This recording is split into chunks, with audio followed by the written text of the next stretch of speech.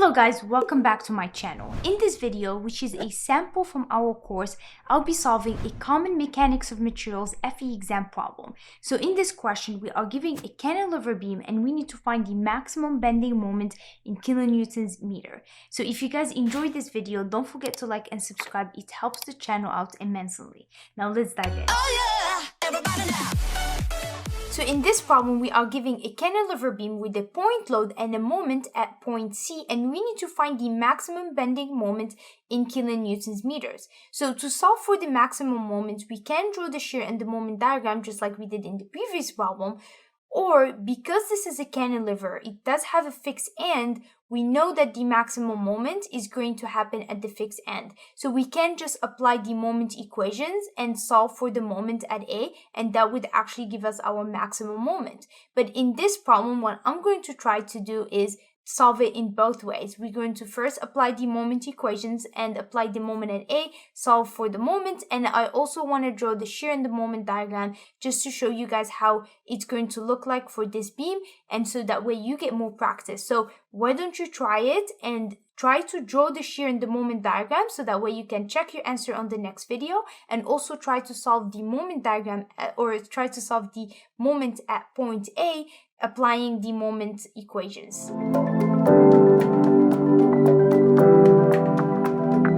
I do want to mention that I have the cheat sheet for statics, and in here I go over the moment, how to find the moment, and also the type of supports, if you have a roller or a pin or fixed, and what kind of reaction forces you have. Now, if you guys are struggling with these type of problems, I definitely recommend that you look into the statics course, because in there we really dive into these problems and we solve so many beams and we find the reaction forces, and it's important that you guys know that part really well before you can actually draw your shear in the moment diagram, because you have to find the reaction forces before you can start the shear in the moment. So let's go back to the problem and start solving for the maximum moment. So let's use the first method where we're just going to apply the moment equation at point A and easily solve for the maximum moment. So I'm going to do the summation of the moment at A is equal to 0, and I'm going to assume counterclockwise being positive.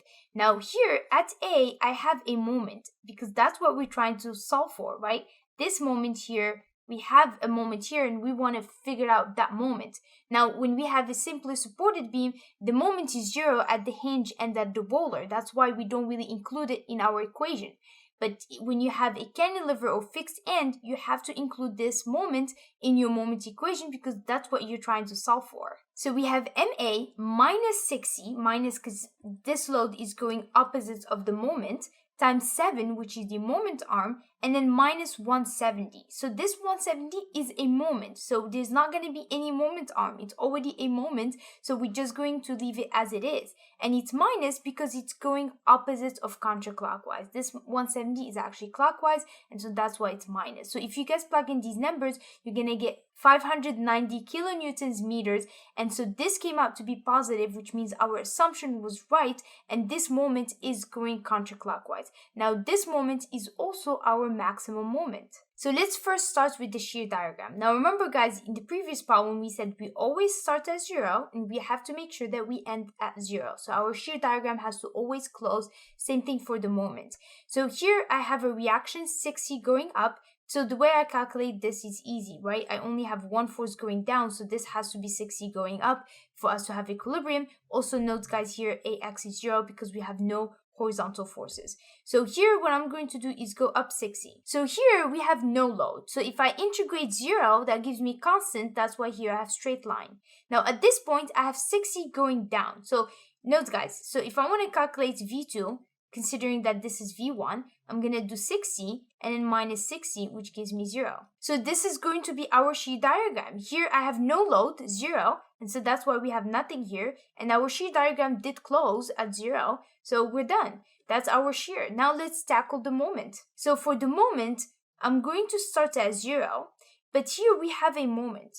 And that moment is counterclockwise, which means it's going down. So what I'm going to do is go down 590. So my moment 1 is going to be minus 590 because this sign here is pushing the moment down, okay? Now, to calculate the next moment, M2, we're going to add M1. Remember, we always have to add the previous moment. So I have minus 590. And now I'm going to add the area under this curve. Now remember, this is 60 and this is base 7. So what I'm going to do is do plus. Now I have 60 times 7. Now 60 is in kilonewtons and this is meters. And that gives us kilonewtons meters, and that's the unit for our moment. Now, if you guys plug in these numbers, you're going to get minus 170. So this point here is going to be minus 170. Now, our moment diagram didn't close.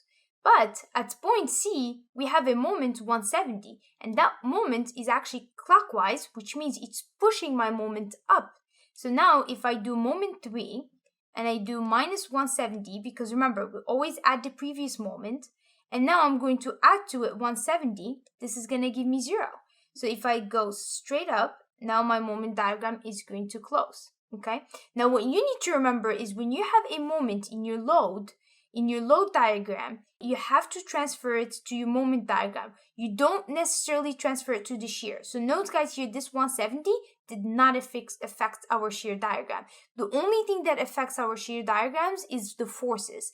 Now for moments, if you have a moment in your load diagram, you have to counter for that in here. And that's what we did here. We added the 170. Now another thing you need to remember when you have moments in your load diagram is that if you have a moment going counterclockwise, this is going to push your moment down. If you have it clockwise, it's going to push your moment up. So maybe you guys add this to your cheat sheet. It's really important to remember this because if we went up 590, we would have had a completely different moment diagram. So it's important that you guys keep that in mind. So now let's go back to the question. Note guys here that our moment is the same. Maximum moment is 590 and that's what we solved using method 1.